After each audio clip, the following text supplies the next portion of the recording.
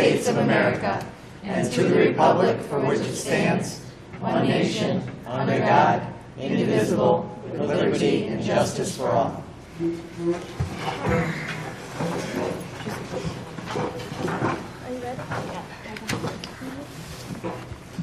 Good evening. As Secretary of the Board of Ed, I wish to extend a warm welcome to everyone present and to our television viewers.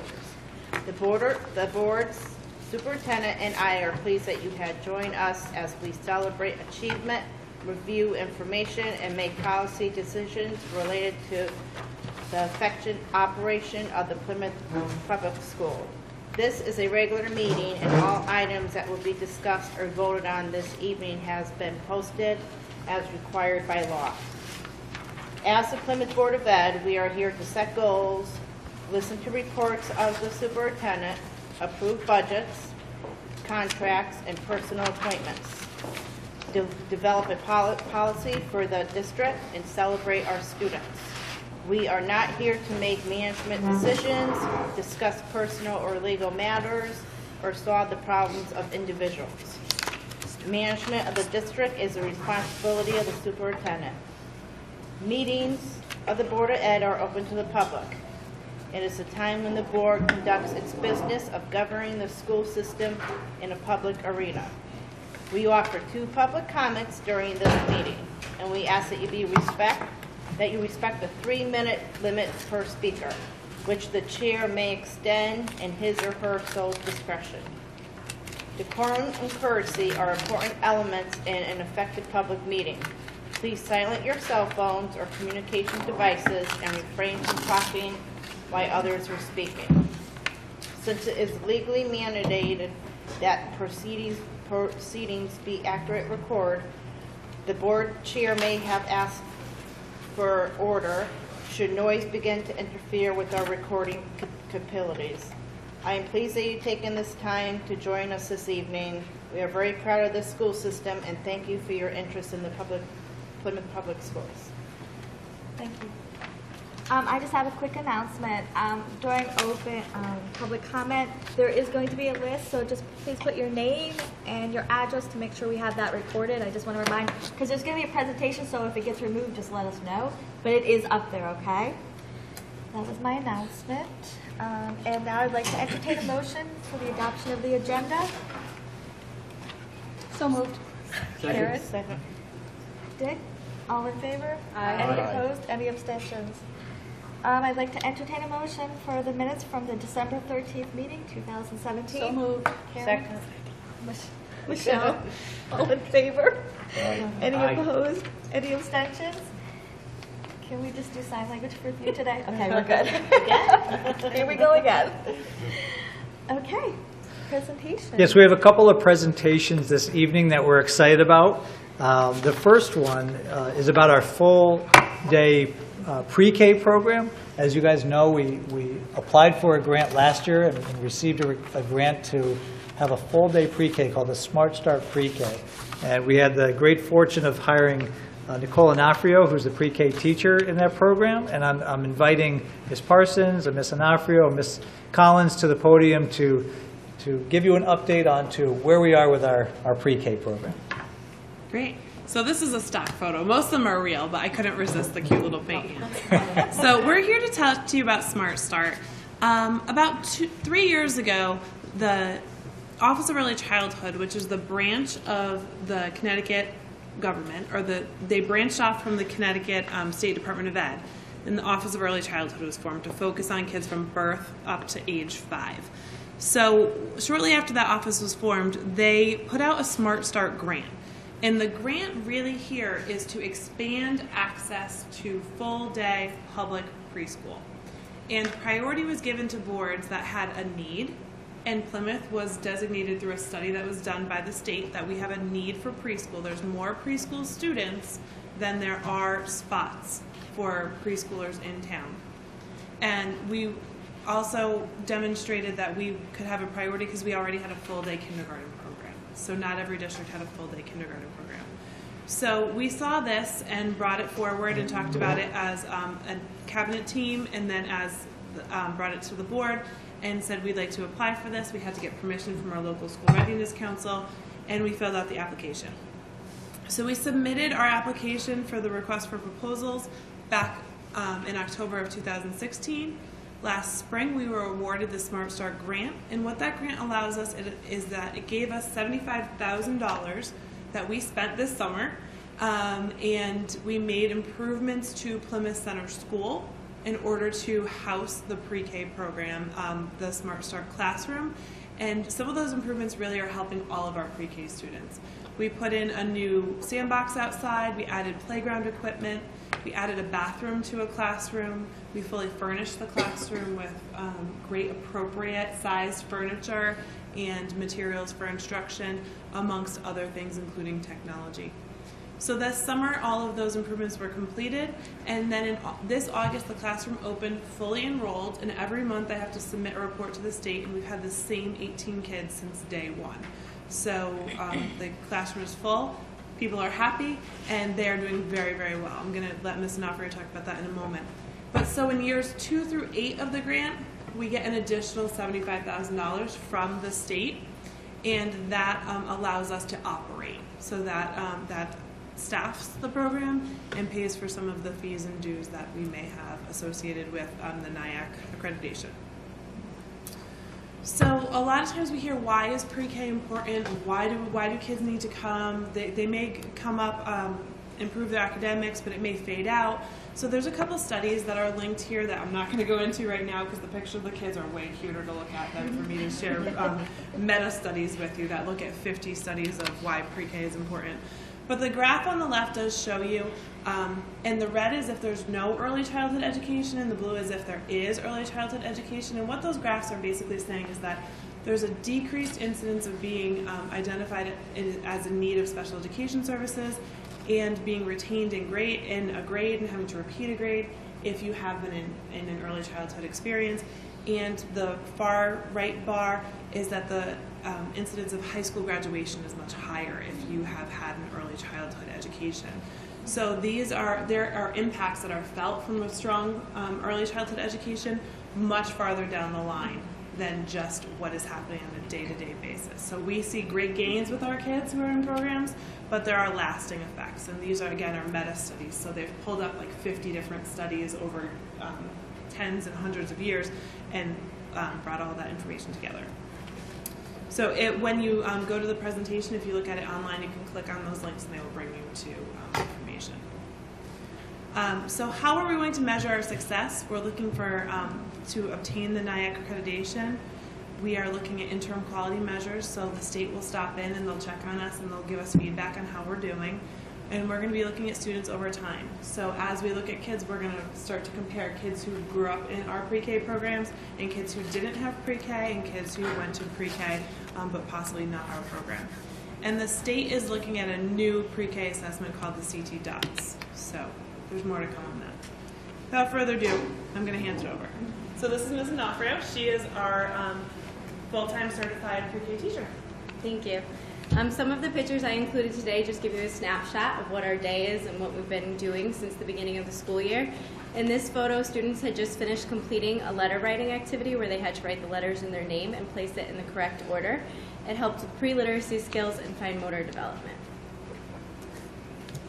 In these photos, students had just finished completing letter tracing. They used the light from the light table, which was purchased through the grant money, to write the uppercase and lowercase letters.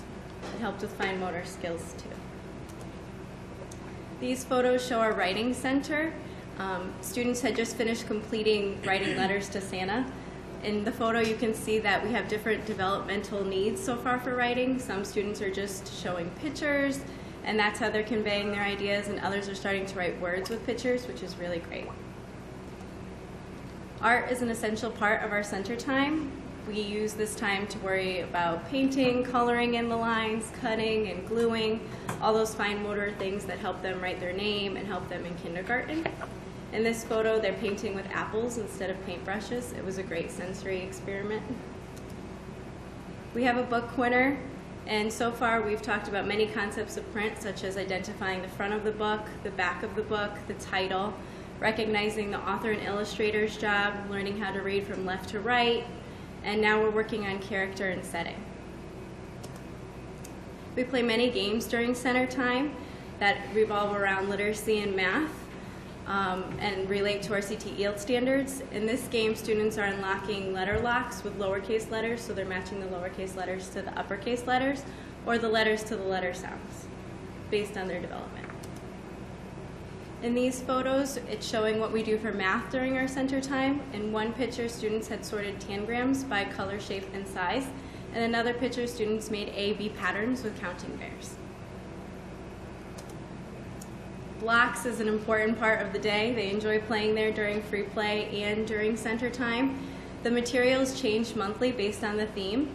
In this photo, we were experimenting with cars, with speed and velocity, and we were also looking at animals and farm life. We like to do different science experiments during this time. In these photos, we are experimenting with pumpkins and with apples. We're identifying the parts, we're labeling them, and we're describing the texture, whether or not it feels smooth, rough, bumpy. We love to incorporate the technology that was purchased for us in the classroom. In this photo, students are using the iPads to trace their letters. We use this for tracing letters, tracing numbers, reading. We also use our projector a lot during whole group lessons, and we focus on playing games that revolve around literacy and math concepts. And we also show them how to write the letters and how to write the numbers so that they can do it independently themselves during center time. We have whole group meetings in the classroom every day. We do a math one where we talk about the calendar, we discuss the month, the days of the week, the date, we practice counting, we figure out what yesterday was, today is, and tomorrow will be. We discuss the seasons and the weather. We've also used Second Step during this time to talk about our social emotional development. In this lesson, we were discussing how to be a good friend. Students gave many good suggestions, such as helping people up, loving each other, putting a Band-Aid on a friend, hugging each other when we need it. They were so proud of their work, they even wanted to be in the picture. We love our recess time, and we really love the new sandbox that was purchased. You can find all 18 of my students in the sandbox at one time if you let them. They use this time to work on fine motor development and gross motor development. We love the musical instruments too. It allows us to be really creative when we're outside playing. And we use this time to discuss the elements. In this picture, we were talking about the snow and how snow is formed and what happens if we bring the snow inside. We're invited to whole school events. In this picture, we are at the Bucket Fillers Assembly, and we are learning the school song. It really helps us feel a part of the school community and lets the students know that there's others in the school that they can rely on too. We also had a visit from local firefighters, and they helped reinforce concepts that we were covering in the classroom, such as stop, drop, and roll, how to call 911, and they even let us spray the hoses. We were invited to the Science of Suds, and we did a lot of bubble experiments. One student even got selected to come up to the front and participate. It was very exciting. It was all we talked about for the day.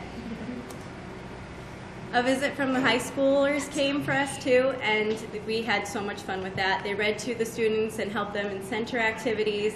My students really enjoyed it, and it gave them a break from me. We do after-school events too. In this photo, we are working on our gingerbread workshop. The parents really liked the gingerbread workshop. We got a lot of positive feedback about how great it is to do school events outside of school time in a non-structured environment. We do fun events in the classroom too. In these photos, we are having our Halloween party where we went pumpkin picking outside, and then we decorated it when we came inside, and they had a lot of fun wearing their costumes. We had a Friendsgiving where we ate a meal together, and we talked about things that we were thankful for. And before the holiday break, we had a chance to come together and have a Polar Express party where we compared the book to the movie, and we made more gingerbread houses because it was such a hit the first time. Student performance has really started to increase since implementing the Smart Start program.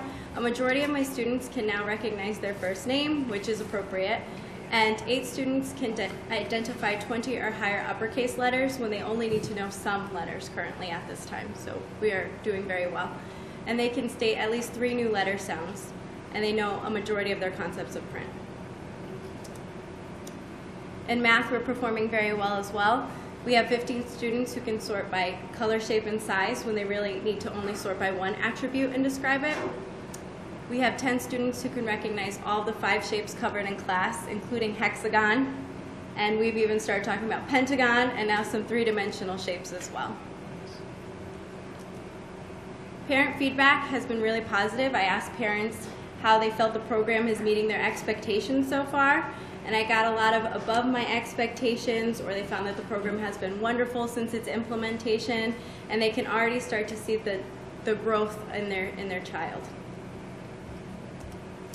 I asked parents how they felt teacher communication has been so far, and I got a lot of positive responses there as well. Many of them like the Class Dojo app I'm currently using. It allows me to communicate with parents on a daily basis and let them know what we're doing in the classroom, or if they have any concerns, they can quickly message me. I also asked them what they think of the curriculum so far, and again, it has been mainly positive comments. A lot of them talked about how they felt that it's appropriate for their age level, or they've exceeded the expectations that they thought so far they'd be learning. One comment did suggest that we do more things for at home, such as sending home a reading log or homework. We didn't send home homework, but we did decide to send home the reading logs, and it's been really great. A lot of students have been filling it out, and they're really excited. They come in and they call it homework. They're like, we completed our homework, and are very happy with it. So the parents have liked it, and we've liked it so far. I just want to thank you guys for giving me a chance to talk about the wonderful things that have been happening in the Smart Start program. And I'm going to pass it off to Ms. Collins. And I would very much like to thank Nicole for all of her efforts. First in bringing her classroom to life for you tonight, but also for bringing this program to life in our school. She came to us with a nice background, but we really got a gem when we hired her. And what she's doing for the pre-K program in the district as a whole is just remarkable. We are so blessed and we are so grateful. She also happens to be someone who has gone through the NIAC process in the past, and everything she knows about it, she's brought to us and is sharing with her colleagues very willingly in such a wonderful way that we feel like, maybe we can do this after all. It's just been great. So as we're looking to move into year 2, that's a lot of what the conversation is going to be. We'll be looking to take things the next step forward. We have applied for that self-study. We want to take this curriculum that we've begun to put into place. Jen had talked a little bit about that CT dots. We want to not only have a very good curriculum in place, but we want to now know that we're measuring what we're doing with the kids with the best possible tools. So all of that conversation is taking place among all of the pre-K team, really in part thanks to Nicole's leadership efforts. We are going to be meeting as a team with Kristen Kenna, who is an early childhood education specialist from Ed Advance, and she's going to be guiding our conversations about the NIAC accreditation process. And the first step is getting ready for this self-study. We've already done some things. One of the first things you do is start taking pictures of the things you're doing. So we're already ahead of the curve just a bit. During this school year, we've really tried to come together as a pre-K team in the school. We meet every week, and we do bring in our support staff, and we sit and we talk about curriculum, instruction, assessment, individual children and their challenges and their needs, and we are really collaborating in a way that we've never done before. And I'm very excited about what's happening in pre-K. Our pre-K teachers also have common planning time. I bet you never thought you'd see that in pre-K, but we have it. It's brief, and it's only 3 times in a 6-day rotation, but it's something. And in the meantime, our pre-K students are able to enjoy art, music, and PE with our art, music, and PE teachers. So it's really going very well in that respect as well. The curriculum that we're beginning to implement is considered the gold standard. We haven't gone into it as fully as we'd like yet, but as we're learning, we're really trying to make sure that our kids are getting the very best that they can. And believe it or not, preparations are already underway to get ready for the 2018-2019 school year. So let me just talk to you a little bit about that process. First of all, our pre-K classrooms, of course, are all multi-age. So some of the children who are here as 3-year-olds will have the opportunity to re-enroll first. And we'll see who we have returning to us. And then we will have open enrollment for everyone who is interested in joining us from that point forward. So first, we will invite those who are currently enrolled very soon. And then in February, we'll do the open enrollment. And then we'll do our usual lottery process. Some may be fortunate enough to be welcomed into a full-day program, and many we hope to be able to accept into the half-day program, because we do still have 3 half-day classrooms. And then we'll be able to notify folks by March. We will do an orientation in May. We did that for the first time last spring, and that went very well. We invited families in, we met with parents and oriented them, and the children went down into classrooms and visited for a little brief introduction. And we will always have a wait list available should we not be able to offer slots to everyone who wishes. Okay, sure. Yep. Okay. So I just wanted to close out by reiterating a couple different things that I realized as we were going through the presentation. Number one, the new classroom this year was this full-day Smart Start. We have 3 existing classrooms, so the big change was going full day. And I wanted to, given that we're going into the budget presentation, I wanted to remind you that last year you were able to allocate a little bit of extra money in case we needed it to support this program. We have since, we did not need that money, and this year we're not asking for any additional money. This classroom, the full day classroom, is funded fully through the grant. So it's not costing any additional money to the district. So the fact that we went out and found this grant and our kids are flourishing, we've increased the amount of kids that we service with pre-K by 50% this year, so that will continue. And the very last thing I want to say is I realized I didn't define NIAC. It's the National Education Association for Young Children. And some of you, when you're looking for preschools for your children or daycare centers, you see that gold torch. It's like the highest standard of quality in early childhood programs. So we are going about getting all of our pre-K programs that are run by the Board of Ed certified under that, and we should have that by the end of next school year. Questions? Any questions or comments? Rachel? Okay. Thank you. Thank you.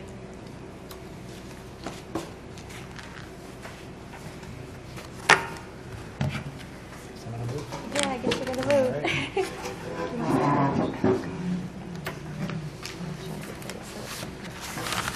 Our next presentation is going to be the budget. Ladies and gentlemen, you should have a copy of it at your seats.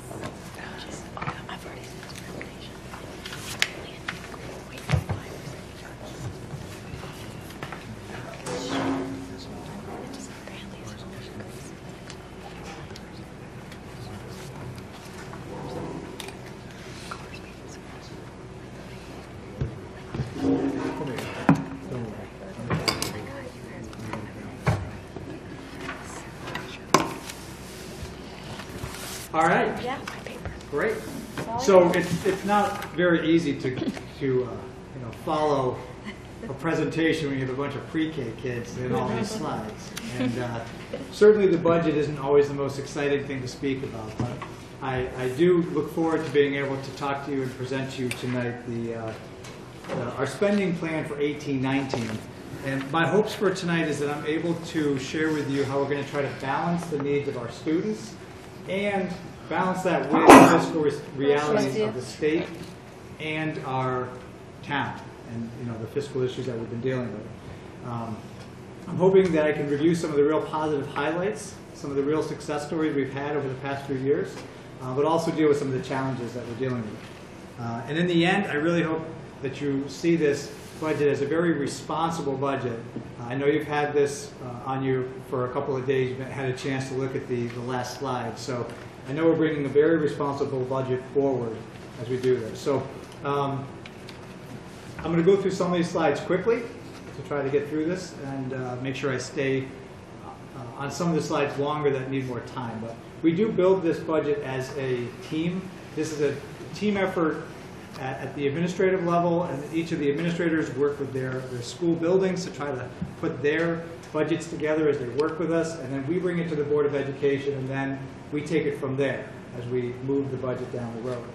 One of the most important things to keep in mind is our mission.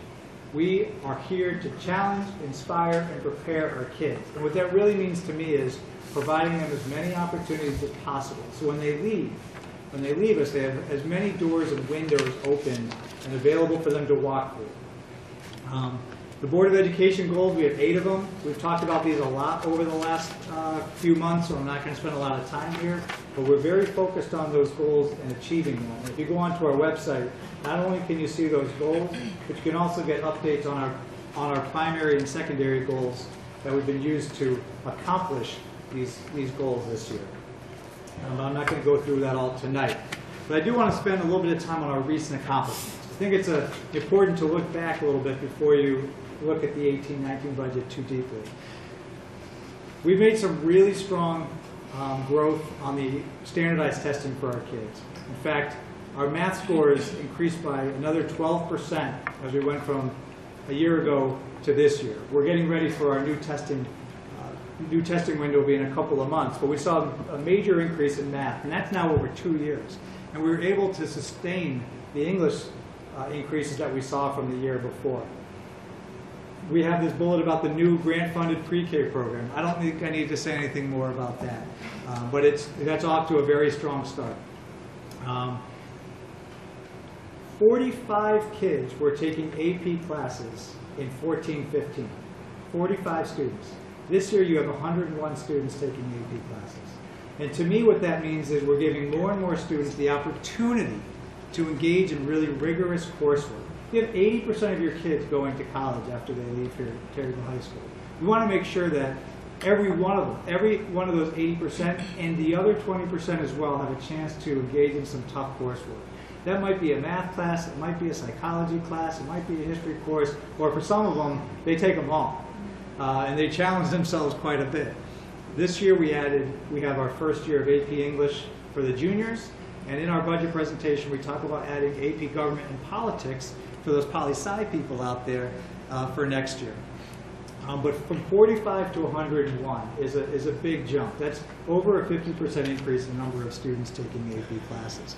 But I think it's important to recognize that we don't just think of our kids as test scores. And that's the whole piece on the focus on the whole child. As you know, we've talked a lot about social emotional learning. You can't just be a good test taker or know a lot of information and be successful in this world. You have to be able to interact with people. You have to be a nice person. You have to be likable. You have to have all those genuine qualities. Someone who's persistent, someone who has those pieces. So we feel like that's just as important, but we know it'll help our kids be just as successful as doing well in a math test or doing well in an essay that they have to write. In terms of school safety, you know it's been a big piece for us. We know we don't have the SRO, but at the same time we've been layering on other support. And I got to give Mr. Vigliotti, our assistant principal here at the high school, I put him in charge of making sure that these efforts are really being pushed forward, and he's done a great job. Ms. Parsons has done great work with her team, her teachers on developing and aligning the curriculum.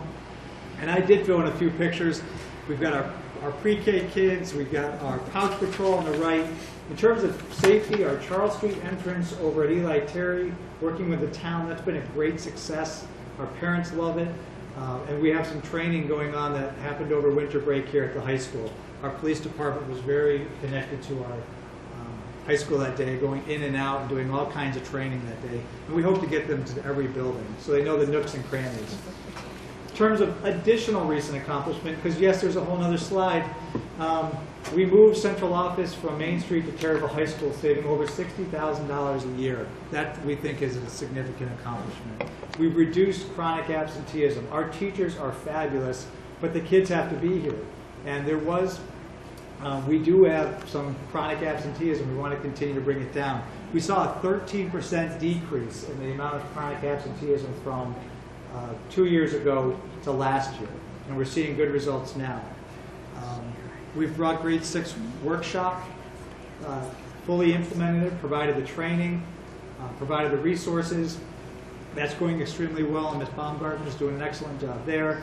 You met our interns. Mr. Perkins brought our interns to us, so we're doing as much as we can there. If you're on the policy committee, or if you even on just the full board, you know that policy has been taking a chunk of our time, and we start the 6,000 series instruction tomorrow night. So for those of you on that committee, I hope you've done your homework. And also the food service program, you know, there was talk a couple of years about bringing it back in-house, and it's become essentially self-funded. It's not quite there yet, but instead of paying $65,000 a year to an outside contractor, it's essentially funding itself. And so that's another accomplishment. And we see Ms. Baumgarten teaching her grade 6 workshop up there. In the upper right-hand corner is our junior AP English class. I've got a cute little pre-K kid, I believe, in that bottom chart, because I need the cuteness effect as well. And then some healthy choices that our kids have at the lunch program. But of course, we do have some challenges. As we all know, this has probably been the most difficult budget year for this district, and perhaps all districts around the state of Connecticut. We've learned about how much you cannot count on the state of Connecticut to provide the ECS funds that they say they're going to give you. That has really put a lot of stress on our system. To be completely honest, our teachers are doing the absolute best they can, but we're very lean. Our teachers have, not just our teachers, but all of our staff wear multiple hats, and I'm very proud of the work they're doing, but we've stretched ourselves about as thin as we can go. Special education costs continue to be unpredictable. Healthcare, you'll see, is a major driver in this budget. A couple other things, I've mentioned a couple of those other things up there. And the other thing to keep in mind is this building, this high school, as beautiful as it is 10 years old now. Your newest building is 10 years old. And we all know if we own a structure, the older it gets, the more costs come into maintaining. So there's additional maintenance costs as we go. So enrollment, this slide just shows that over the past, this is 13 years, about 38 students a year on average, the enrollment has been decreasing here. And as you look into the next couple of years, the senior and the junior class, so two of our biggest classes in the district, only rivaled by the 6th grade class currently in our district. And so as our seniors graduate and our juniors graduate after them, we anticipate to see that 35 to 40 decrease in enrollment, because the kindergartners coming in are about 30 to 40 less than the graduating seniors. But then it will seem to level off, perhaps, as you add about a class of 90 to 100 each year, until, of course, that 6th grade class comes in. And then we'll have to see how our enrollment projections continue out from there. Another important piece to pay attention to, and I've shown you this slide in the past, is that this slide is only representative of 10 years. Over 10 years, your free reduced lunch population has gone from 17% to 31%, and seems to be holding steady in that 30 to 32% range. So this town has certainly become much needier in terms of socioeconomic status, and there's plenty of research to suggest that when students come from a family with those economic needs, they need more support when they come to school in order to be reading on grade level, which is one of the reasons why a Smart Start pre-K program makes a lot of sense in a town like Plymouth, to try to start building those skills in those children. But the intensity of the need of our students is growing. Talk to any kindergarten teacher, first grade teacher, second grade teacher. They're going to tell you that the kids that we're servicing are that much more needy. And it's not just socioeconomic status that's driving that. Just in general, we're seeing far greater intensity of need. Something to pay attention to, because that usually requires more staffing to support. I said chronic absenteeism is moving in the right direction, and we have, back in 14-15, I came here in March of 15, but in that particular year, we had 10.8% of our students being chronically absent, and that's not acceptable. I have to give a shout out to Michelle Luba and Jill Lewandowski, our social workers, but also our principals and their attendance committees. They're being very proactive. They are going out and talking to families, especially families who have numbers that are more than we'd like to see. Some people get caught up in that, early on in the year. But we're having parent meetings, having people come in, and you see it is having an impact. We'd like to see that to go to below 5%. That's what the state's looking for, and that's what we're looking for. We'll go lower if we can. But attendance is obviously very important to us moving forward. And if the kids are here, we can teach them. If they're not here, it's very difficult to teach a child. Now let's go into the actual development of the budget. As you know, we work on a zero-based budgeting process, which means we build from the ground up. We try not to make assumptions that, hey, we'll just add 3% onto last year's budget, and we'll see what we can buy with it, or we'll see where that gets us. We actually ask our principals and everybody else who built the budget, start from zero, tell us what you need, and then we'll dissect your budget. So there's been a lot of work put into this budget before it comes to you. We're going to highlight any new spending. We've made some major changes over the last few years to reduce costs, and we continue to aggressively seek additional opportunities to save money. So what are some of the priorities this year? Like I said, we want to balance the needs of the students, but we have to recognize the fiscal situation that the town is in. The town doesn't have much of a fund balance. I read where some towns have $10 million, $20 million of fund balance to rely on. We unfortunately don't have that, so we can't lean on the fund balance in order to get us out of an issue. So we have to put together a budget that's very thoughtful to that piece. We talked safety already. I'm not going to keep talking about that, but that's always an importance. Student achievement, always going to be critical to us. But we also want to make sure, the fourth bullet down, we're providing our teachers with the best instructional materials we can give. You want to make sure if we're going to do, you're going to have quality teachers, you need to have the right materials that they're using with their kids. And we're doing a lot of work around that. Building libraries for our elementary teachers. We built the 6th grade library for our English teacher teaching the 6th grade workshop. The second to last bullet down talks about infrastructure needs. I believe, and we actually adopted this in our budget last year, but it had to be cut because of the budget. We need to look at how we're using our facilities over the next 5 or 10 years. We have four buildings now. What configuration, what are we going to need in the future? 5 years down the road, 10 years down the road. And we feel strongly we need to have some different futures thought about. And we need to do that so we can think about that and not just spring it on people.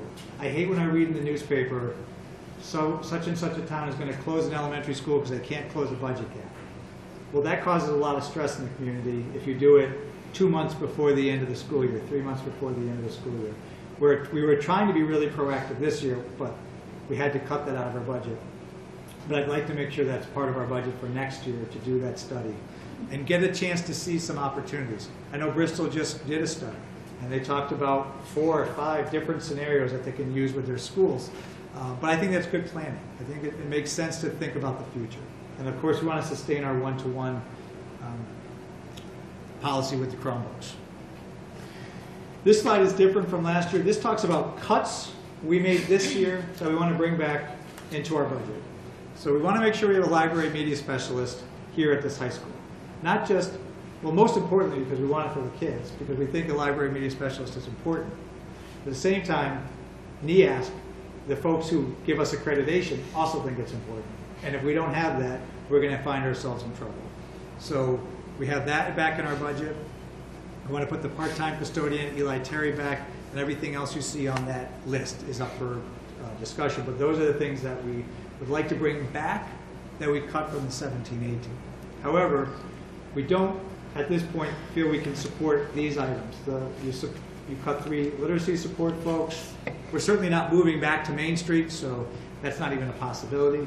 The dean position at the middle school has been very successful. Ms. Walsh has done an excellent job as the dean. The secretary that we eliminated at the middle school and brought up to the high school to fill a vacancy has gone well. And the other items on there we feel are not going to make it into the 18-19 budget either. I want us to look at class sizes at the elementary level. This is Fisher Elementary School. We looked to see if maybe we could eliminate some sections at Fisher Elementary School for next year.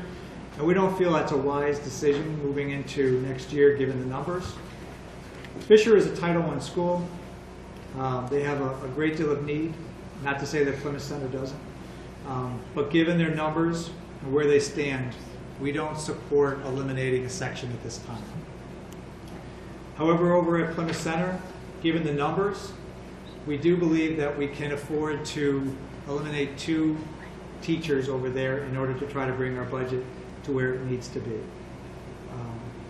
This year we have 23 first graders, and originally it was supposed to be more like 27 when we were doing the budget, but a few families had moved out, and the number turned out to be 23.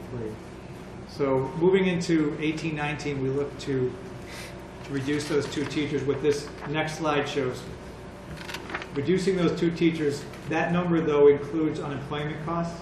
If those teachers find jobs and we don't have to pay unemployment, that savings would be more than the $62,000.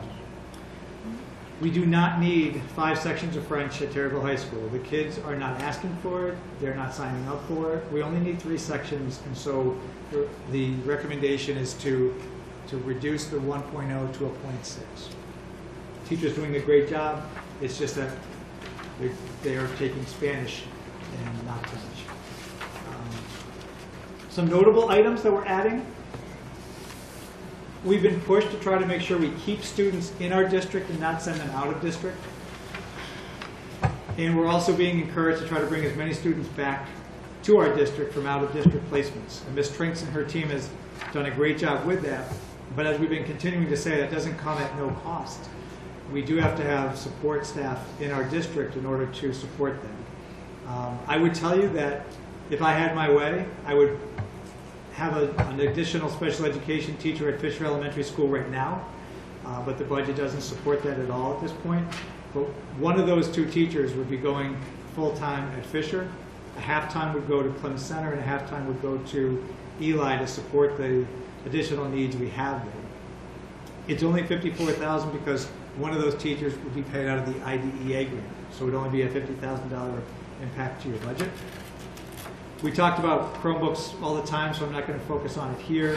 The PARAs is a similar response to what I said about the teachers. The financial software program is important because I think it's important that we have a similar, actually same platform of financial software as the town does. Currently you work off different systems. It doesn't really make a lot of sense to do that. So I know that, or it seems to be my impression, that the town's going to have a capital item about improving their financial software, and they're going to take the lion's share of this cost. But we should have the same software as they do. We had phase 1 of wireless access this year. It's those little boxes that you see around providing. I can never find one, I need one, but there's always these wireless access points around the buildings. Phase 2 is to be done next year. We actually wanted to do it all in one time, but we couldn't do it this year. We had to reduce the budget, so we broke it into 2 phases. Wanted to make some needed classroom teacher computer replacements. Our teachers our tech staff is great because they've been continuing to find parts and make computers go faster, but we do need to replace some of our very old computers that need them. Reader's Workshop at grade 7, we want to move up our 6th graders into grade 7. And then the state gave us another unfunded, or we call it a defunded mandate. They used to pay for teachers, new teachers, to get the training they need as part of their certification. when the State Department got cut, they decided, well, you towns figure out what to do. So they just gave us the cost this year, an additional cost to the districts that we have to pick up. I'm going by that next slide just for time. I always think that this slide is a good one. I'll pause on this for a moment. You've seen it before. These are all the districts that are similar to us. It's Durg F. Those are the towns that are supposedly have the same demographics as us. I argue that Wolcott doesn't, but they're still in our group. The state median is now 16,992, and we're at 14,526. I share this slide because if anybody says to you, Plymouth Public Schools are not being efficient with their money, I share this slide. We are almost at the bottom of our DERG group. If we had the state median average, we would have another $3.5 million in our budget. I'm not asking for $3.5 million, and no, I don't think you guys would ask for $3.5 million. But this shows that we're being very efficient with our money. What I thought also was striking, we've been looking at this data over the past few years now. In 14-15, we were $2,000 below the state median. In 15-16, we were $2,200 below the state median. In 16-17, we were at $2,466. And I believe if we had data for 17-18, it would be even a greater disparity. So we're trying to do as much as we can with the money we're given. But I'm hoping someone would say, if they're saying that we're not being efficient with our money, well, take a look at this slide. And these are supposedly all districts like us. And forget comparing ourselves to North Canaan. I talked about Windsor Locks because it's a lot like us. And somehow they're spending $19,000 a year on their kids. And we're spending $14,000. And no offense to Windsor Locks, we're outperforming them academically. So we're not just using the money efficiently, we're using it well. I do love my colleagues in Windsor Locks, and they are doing great work and moving the bar there too. Looking at expenditures by area, this is always a neat one. You'll see the schools in each case have next year's bar slightly lower than this year's bar. That often comes with different reasons. Some of it's because we moved a secretary or we eliminated a staff member, but those are all coming in lower. That's part of the zero-based budgeting that helps us. Special ed is coming in a little bit higher, and our benefits, like I said, is the major driver in our budget. And actually the next slide shows that pretty well. Healthcare right now, we're getting estimates of it being $320,000 more for next year. We're getting a 10% increase. That's a lot of money additional. We see that each year. Now, I will tell you, full transparency, I believe that's the high water mark. I've talked to Mr. Penn and I said, let's try to make this be what we believe would be the upper echelon of what they're predicting for us. Because I don't want to be surprised later on with an additional $50,000 cost. I'd rather be surprised later on, since it's so early in the budget process, with a reduced cost. So that's a 10% increase. I'm not saying it can't go higher. So make sure I'm being clear on that. My point is that we believe that likely the high water mark on that number. But if you look at the yellow bars, those are all negatives. Certified salaries down by 176. Administrative salaries down by 105. The early retirement incentive you did 2 years ago, we're going to get additional savings out of that next year. Special ed out of district, down $40,000. So those are all important pieces. And when you look at our historical increases, you see that back in 06, 07, 08, we saw 3.5 threes. Then it came down into the 0 range. It was able to get a little bit of bump up in 15, 16. That 17, 18 is not the truth anymore. A 1.25% was agreed to, but really in reality we're well below a 0 for the year we're in. And next year, as compared to the adopted 17-18 budget, we're looking for $12,000 increase. 0.05% increase, not 5%, 0.05% increase. And if you think about it, with a $320,000 increase in healthcare, that means we've actually cut $308,000 out of our budget. Not necessarily happily, We want to be as efficient as possible, but we recognize the difficult fiscal times we're in.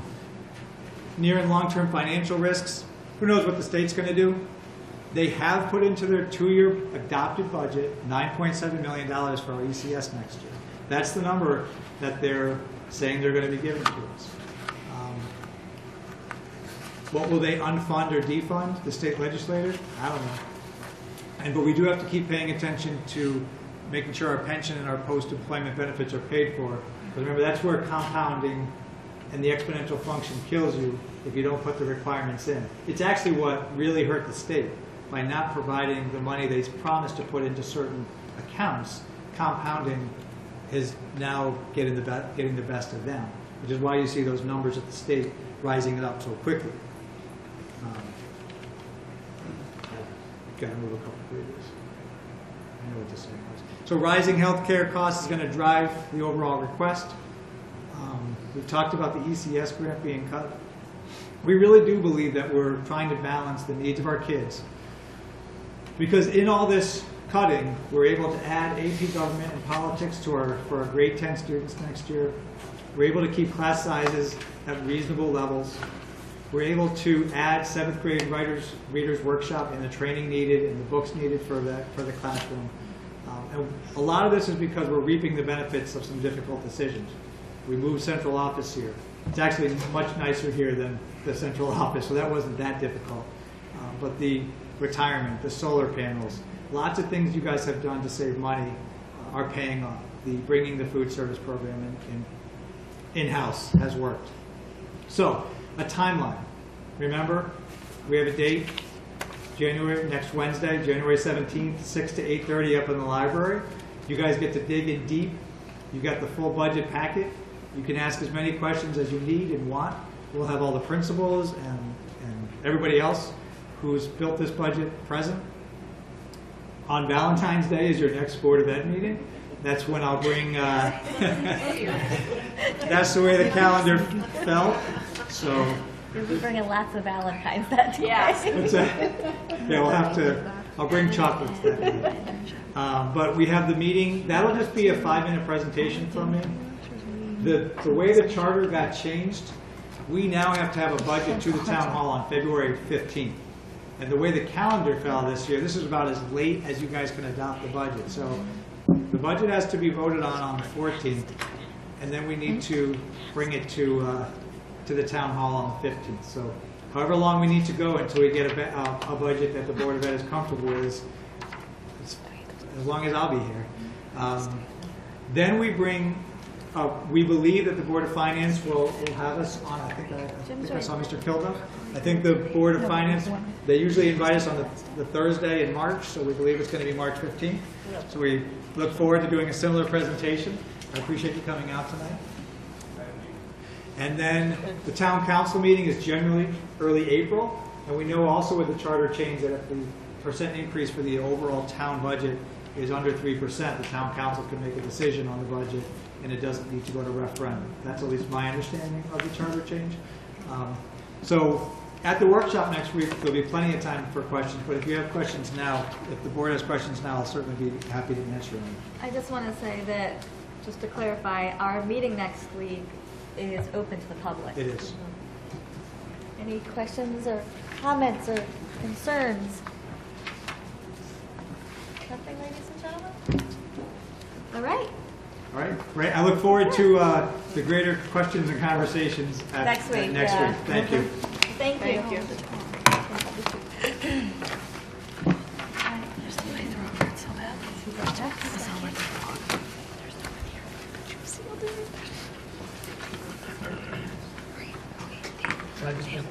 Absolutely.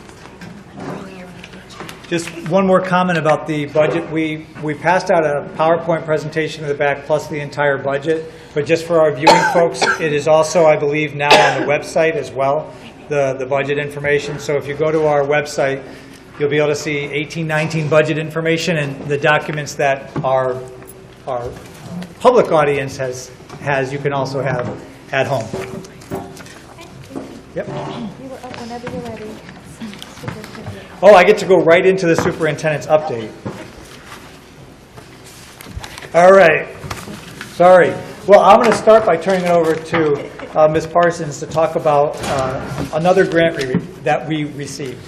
Excellent. So with the federal government, there's a new Every Student Succeeds Act, and through there is Title IV, which talks about enrichment and STEM opportunities. So through the state they have allocated the state money out, and we received $10,000 through Title IV, and that will be providing some parent workshops in the buildings.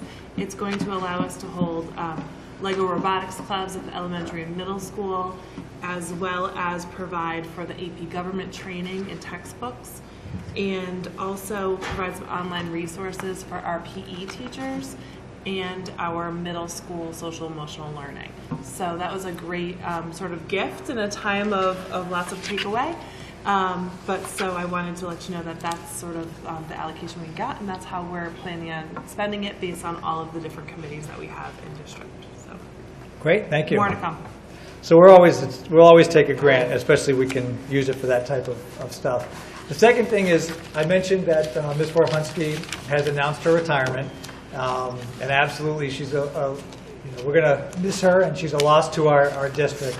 But I wanted to mention that our goal is to actually post for her position on January 22nd, allow for about a month of time to accept applications to come in, and we're going to have a pretty well-balanced committee we'll have some parents and teachers and other staff at Fisher Elementary School to participate in the interview process. And in the end, we hope to, at the April 11th meeting, be sitting here welcoming our new principal. That's our expectation. I reserve the right to change if anything along the way gets bumpy, but that's our hopes, is that mid-April we're able to announce our new principal for Fisher Elementary School. That'll give that person time to work with Ms. Vorhunski a little bit, have a chance to meet with the faculty before everybody goes away for summer, and we think that's the right way to go about that. So that's that update. I also have to mention, sadly, that Mr. Penn will be leaving us to go to Canton, and we wish him well. He'll actually be taking and overseeing the responsibilities of both the town and the Board of Education financial pieces. But I wanted to make a point that I've already met with Ms. Melissa Johnson, the board chair, and our mayor, Mr. Merchant, to start talking about the possibility of us looking at least a shared service arrangement for our business manager. There's a lot of conversations that would have to happen, but when opportunities like this happen, especially in a small district, we really need to look at all different possibilities. So if there's a way to gain greater efficiency in this town or reduce costs around this position, we want to make sure we do that. In the meantime, so I'll be working with the folks from the Board of Ed side and whoever Mr. Merchant thinks is appropriate from the town side to start having those conversations. But we can't go without a business manager while all those conversations are happening. So I am working right now to try to make sure we find an interim business manager to kind of bring us through that period of time where those conversations can happen about most appropriate steps. I have no idea where all those conversations will take us. The recommendation is that they need to happen, to at least explore the possibilities. So that's that piece. And my final update is actually to turn it to Ms. Trinks to talk about our BCBA. Our BCBA. Yes, we went last summer looking for a BCBA, and the woman that we found and were very interested in hiring had not yet completed the credentials, so we hired her as a behavior interventionist, and I'm happy to report on December 20th she notified me that she has passed the exam. So we are in the process of turning all of the BCBA role over to her. We've continued to contract with our previous people. Scott Roderick and Shelley Jones have done a great job for us. I've wished them well, and they've been very supportive throughout this process, making sure things are turned over. But we're ready to move ahead with Emily, and really happy to have her on staff. I'm getting good reports throughout the district. And I always have to just say, because not everybody knows, what a BCBA is, a board-certified behavior analyst. Yep, so thank you. They should have started with that. They work with, Barbara could talk better about it, but they work with improving behaviors and really working on identifying behaviors and making adaptations to help children perform at their best, really, is the bottom line. So we're really excited. She's a great addition. We actually brought that in-house this year to save us money from not contracting out. And so she's done a great job, and we're glad that we can bring her as a fully certified person at that point. So that's my last update. Okay, thank you. Well, ladies, it's finally your turn. Amy, would you like to start? Sure. Thank you. So our exams are starting at the high school. On Friday, January 9th, we're going to have a period exam. Then the following Monday, the 22nd, is going to be the B and C period exam. The 23rd is D and E. The 24th is F and G. And the 22nd through the 24th are all half days at the high school because of exams. And Mr. Holtz has been sending out different test-taking tips in the Ruse News emails that he sends out, so those would be a good idea to check out. Our blood drive at the high school was really successful. There were 30 pints of blood donated, which ultimately saves 90 lives, which is really awesome. It was the smoothest it has ever been, and the Red Cross actually contacted Mr. Nabe about planning, like starting to plan for the next blood drive, which is going to be on March 2nd. So student council is already getting ready to plan for that.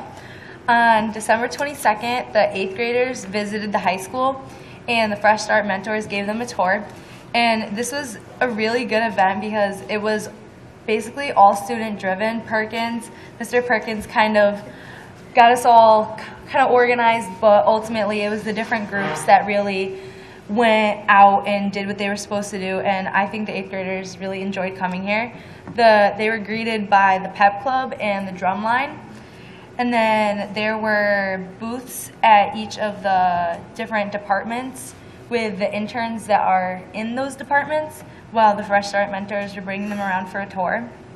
And they really got to see how Taylorville High School works and how we all rally together and how awesome it is at our school. NHS is going to be holding a book drive for the months of January and February. We're accepting all kinds of books, children's books, adult books, and we are still working on where we're going to send them. We have a couple ideas in mind, but nothing's final yet. And the PTSA is holding a Krabby Owls fundraiser on Saturday, the February 24th at 5 p.m. There are going to be raffle baskets, and if you have any prizes or raffle baskets that you want to donate, they would really appreciate that. The seniors are going to be selling tickets, so if you're interested, you can ask one of the seniors to buy a ticket, and they're also selling tickets at the home basketball games. And their PTSA also held a paint night, and it was really successful. Miss Ritchie had an awesome time. She loves doing that kind of stuff, and they're looking forward to having another paint night in March. So that is all I have. Any comments or questions for Ms. Amy? All right, Bree. Okay. Here at THS, we have an eventful week. Tonight, we are hosting the boys basketball game against Achievement First Hartford Academy. So we're wishing best of luck for them. Some exciting news coming up about sports at Taylorville High is we are hosting the first Taylorville-Thomaston game in the season in our gym Friday 12th. There are 4 games starting with the girls JV at 3 p.m. followed by boys JV at 4:30. After that, we start with our varsity team starting with girls at 6 and our boys at 7:30. Our students and staff are very excited for this night. We are even showing our school spirit by doing an orange out, which everyone is dressed in orange. There's even a Snapchat filter, which is THS_pouch. This is run by students in the school. With this filter, students are able to post pictures of the night using it to show support. Our wrestling team is doing well. They are putting in hard work, and they are striving for personal records. Our band and chorus is hosting a fundraiser for Friends of Music, where the college CCSU is coming, and it's an a cappella group, and they're called the VZ. They are coming to perform, and our chorus and drumline will be the opening act for this concert. This is taking place tomorrow in the auditorium, and tickets are $5 at the door for adults, and children under 5 are free. This is a great event that is helping raise money for Friends of Music, and it's also a great time for students to come out with their friends and family to enjoy music. Lastly, Booster Club is selling magnets for $7 to help support the athletics. They're also selling them at the sports events, and if anyone is interested, you could come to me and purchase one. And this is what they look like. Showing you the camera. And that's all I have for today. Thank you. Any questions or comments? Diana. Okay, so today from 8:30 to 10 a.m. in the library, the local prevention council had held their annual World Cafe, and students and members of the community came together and we kind of discussed the drug problem and throughout the high school and the town in general. And we also discussed sustainability efforts and prevention efforts. And we did it over breakfast. We had nice, it was coffee, tea, snacks and stuff. It was awesome. And it was really successful. And we started a great conversation, and we even had someone who was able to come in and give their anecdotal experiences with their daughter who had passed due to drug use. And we were able to bring in a lot of students that maybe hadn't gotten involved with the council originally, and I think it really impacted them and kind of spread out the word a little further, which was awesome. So also, which just happened tonight, was our AP seminar here at THS in the auditorium. While it was open to all, we sent out about 50 letters to students to join us that the College Board showed had AP potential, like based on test scores and stuff. And we sent out an additional 50 letters from recommendations from teachers who thought that students might also have AP potential, even if the College Board hadn't said so. And basically, the students and parents, they went and learned about the different parts and benefits of AP courses, and were given a little hint at the different ones they could take and get involved in. So on January 23rd, the Leo Club is hosting a District Lions meeting, and our Leos will be just helping with setup and cleanup, and along with giving the Lions an update about what we do in the club. And this is a great way to keep the parts of the school connected with the community and kind of encourage collaboration between both. So from now until the end of February, the Leos are hosting our Support a Soldier drive, and they're collecting non-perishables like foods and stuff, and then also just things for the soldiers, and I think they're squadrons. I think it's like a group. We do a bunch. And we're also looking for donations to help with postage. And every year we're able to get a great amount of stuff, and we hope we can continue to this year. And this year we're planning to send to 2 recent graduates, Mike Calderon, who's in the Air Force, and Ian Poitras, who's in the Marines. And the drop boxes for the goods are going to be found all around town very soon. On February 3rd, the Leos are going to be attending the Lions Midwinter Conference again, that we do every year. And it's a great way for our Leos to build leadership skills, get more involved, and be able to see how other clubs work as well. And in addition to attending, a few of our Leos are actually going to be giving one of the seminars during the conference, which is going to be a great opportunity in itself.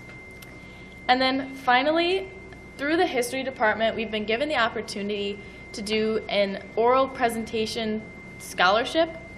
So students interested will write an 8 to 10 minute speech on something through the Constitution, and then a 3-minute speech through something similar, and they give it to the school in front of everyone from the school, and then whoever wins from the school goes on to the, not state level, like a Regional? Yeah, like a regional one, and then the state level, and we actually have the chance to make it nationwide.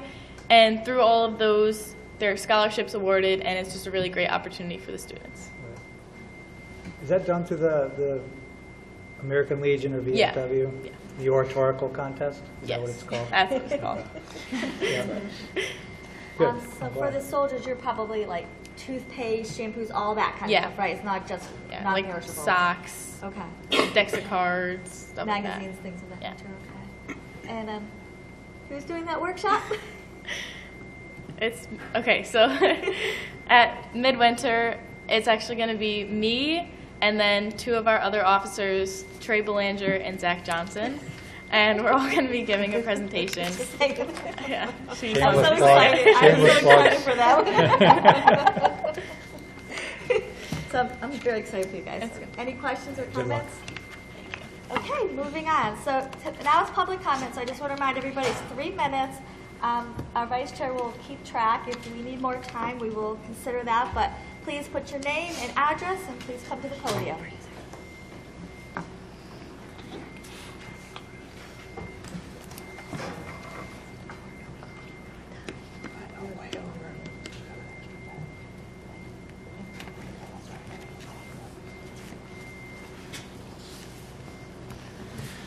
Good evening, Chris Simo Kinzer, 52 Old Farm Road. Hope everybody had a good New Year, good holidays. I'm just going to speak a little bit about, first of all, sorry to hear about Mr. Penn. Well, congratulations, but sorry to us, I guess. Thank you. Best of luck. They're certainly gaining, we're certainly losing, and good luck to you trying to replace him. Yep. I was glad to hear that you are already having conversations about sharing resources for his position on the other side of the town. It's one of the things I came here to discuss tonight. And so to hear you're proactively already discussing that, I think that's fantastic.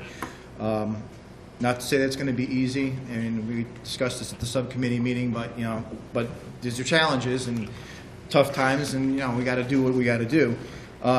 May I also offer to take this a step further and look at other administrative positions and resources and services that we could possibly share with other districts for services and departments. I'm not going to name anything specific. It's nothing I haven't already suggested before to some of you, and we can certainly have this conversation some other time. But again, I think sharing these resources, especially with the we're declining in town here. We're not the only town. Connecticut's declining in general with enrollment and population and whatnot, and I don't see that turning around anytime soon. So I think it's smart to start looking at different administrative positions and resources and sharing those from town to town. And I think that's actually all I had. Thank you.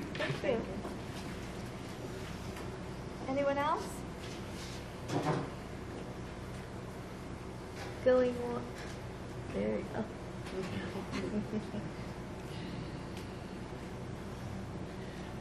Dean Gentile, 269 Mount Hope Road.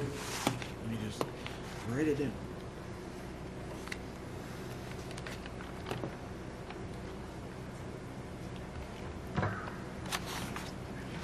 I just want to, with regrets seeing Phil Penn leave. I think he was a good benefit to the administrative team. And congratulations and good luck. Happy New Year to everybody. But you will be missed. You started some conversation with Sharon Insurance and Insurance Services, which I hope we could continue, and I'll do my best to help that out. And you guys did an excellent job on the budget presentation. I'm sure I'm going to see it 4 or 5 more times. But good job. Good jobs to the superintendent. And you're going to be missed with regrets, sir. Thank you. Enjoy your new position. Thank Hopefully you can work something out here. I'm going to be bugging you. Thank you. Anyone else? Going once?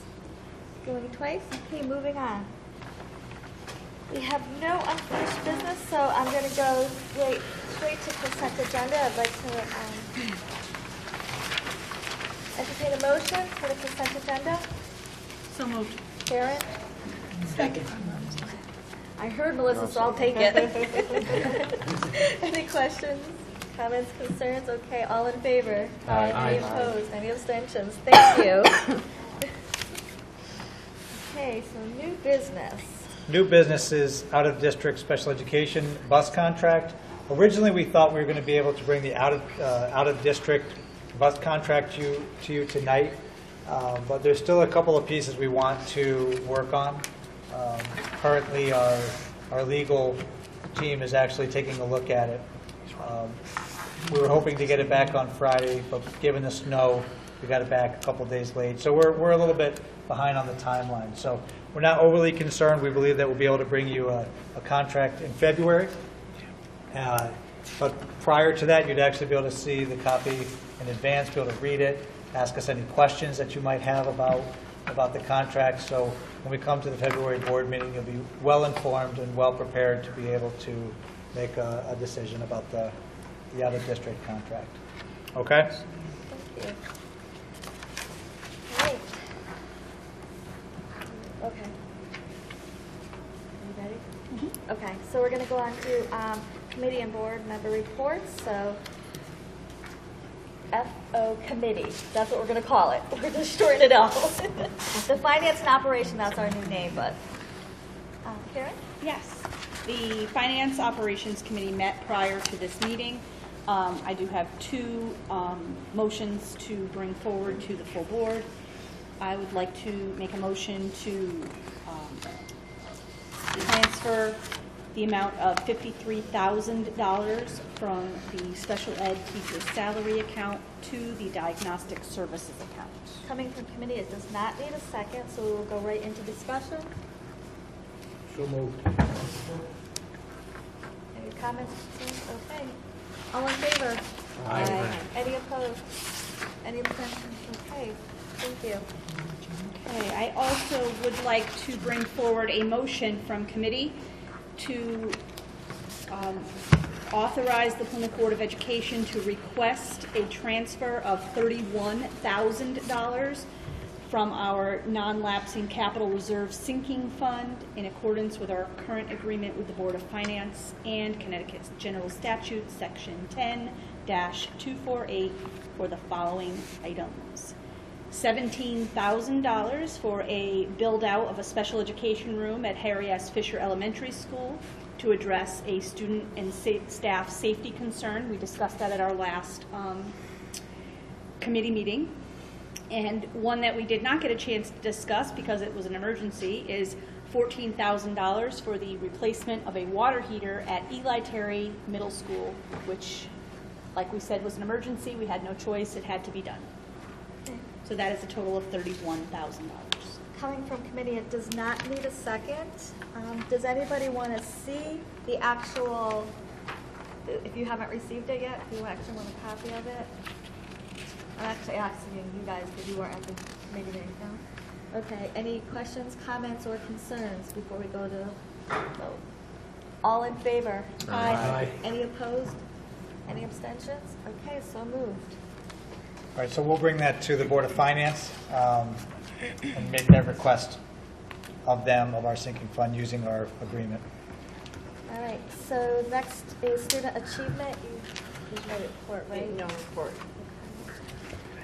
And then the next one will be policy. I'm going to try to get it out. The Policy Subcommittee will meet on Thursday, January 11th, 2018 at 6 p.m. in the conference room at Central Office, and will begin reviewing Policy Series 6000 instruction. Woo! Any questions or comments or concerns? The fact that it's now been almost 6 weeks since you don't have voice? Yeah, concern. I lost count. Thank you. Okay, negotiations, there is No report. no report, okay. Second public comment, same 3 minutes. If you would like to write your name. Going once, going twice, okay, moving on to board liaisons. You want to try, Melissa? Oh, For Harriet Fisher. I'm going to try. I don't really have anything to report. They did not have a quorum at their last meeting. Okay. I know that they purchased I believe in the library they put in a program called the Lockbox, where groups of people work together to solve puzzles and get into layers of this box and to get to a reward. And I believe that is all I have. Okay, thank you. Michelle? Yes, Plymouth Center is going to have a family feast on Saturday, the 27th at Paxwell Deli. 20% of all sales will go to the school, and the time is 11 to 4. That's it? Yep. Thank you. Okay, Josiah? They canceled the meeting, so there's nothing to report. That's right. I did get that email. Karen? Yes, the Terryville PTSA meets on the first Wednesday of every month, and we did have a meeting last Wednesday. We continue to talk about all the fundraisers. As Amy mentioned, the Krabby Al's fundraiser is going to be a big one for us. We're really hoping to get a lot of participation from not only senior parents, but from all the parents in our district, because your children will be seniors one day too. And we are looking for raffle prizes for the event. Please talk to any member of the PTSA. You can contact me or anyone that you know that's a senior parent will be able to help you and direct you in the right direction. Call the high school if you need to know how to get a hold of somebody. But we are looking for raffle prizes, you know, anything that we could make some money on for our after grad event, which is a fantastic opportunity for our seniors to have a safe night after graduation. I get a little choked up thinking about graduation now. Oh my goodness, all of a sudden, woo! So we will be having the Krabby Al's fundraiser, the paint night that Amy also mentioned. We will also be doing a sponsorship book in the graduation booklet. There are about, I believe, 5 or 6 different levels of sponsorship, all the way from, you know, a personal donation that you can donate towards the after grad party, all the way up to our gold sponsor, who we are hoping to get a sizable donation from and have some good visibility for their business here at graduation on that night with a banner. And please support the PTSA and the after grad party for our seniors. Thank you. Oh, and our next meeting, first Wednesday of the month, February 7th. Please join. Okay, Seth. I missed the last meeting because we delivered my mom to the hospital that night. But there is a meeting next week which I plan to attend. Okay. Do you want to just like say what it is, what we're actually doing? So we actually have 2 meetings next week. The first one is our morning meeting, just general business, and then on that's Wednesday. I forget the date, the 17th, at 9:30 in the morning at the Lucky Cup. And then in the evening at 7 p.m. at Eli Terry in the library, we will have a presentation from Loida Reyes of DCF. She will be speaking to us about mandated reporting. Thank you. And Jerry? The other thing I have to report with CABE is just mark this date, March 7th, 2018, 8:30 a.m. The Bushnell will be CABE's Day on the Hill. I would probably recommend to board members when Pat sends you the email, if you're planning on attending, that this might be a good CABE meeting to go to if you have time, because I'm sure there's going to be some contentious conversation with the legislatures that show up to give us a report on what's going on in the state legislature. So in all honesty, I think if any board member has the time, I would probably go just to see what other school districts are having issues with and trying to get these state representatives to understand our financial plight.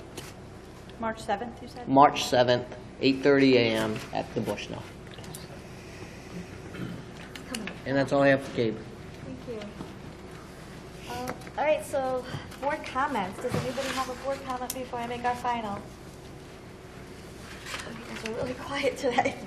Okay, Happy New Year, everybody. I just want to thank Nicole and the Smart Start program. I'm so excited, and thank you for helping with that presentation. Amy, Bree, and Diana, thank you again. As always, you do a great job. Super budget report. I'm very excited about that. I don't think we'll have too many problems with that. Again, just remember, if you want to come to our budget workshop, it is next Wednesday here in the library upstairs on the 2nd floor. Our next meeting is here at PHS, February 14th. Yes, again, Valentine's Day, 7 o'clock, and we will be getting chocolate, I'm sure. And I need a motion to adjourn. So moved. Second. All in favor? Any opposed? Any abstentions? Thank you very much, ladies and gentlemen.